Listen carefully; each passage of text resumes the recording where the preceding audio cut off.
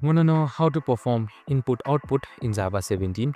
Well, no worries. In this video, I'm going to give you a quick explanation and guide with a programming on how to do it.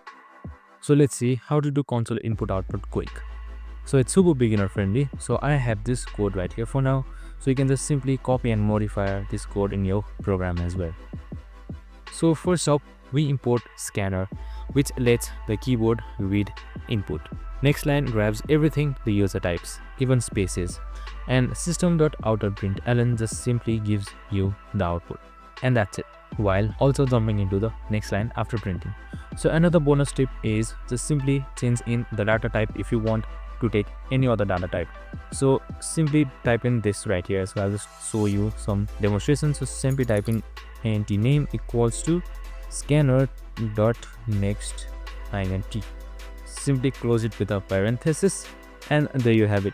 Super simple and easy. So you can also do the same for other data types and stuff, and that's it. Super simple and easy. I hope this video helped. If it did, make sure to like, subscribe, and tune in with us for more of these videos. See you in the next one.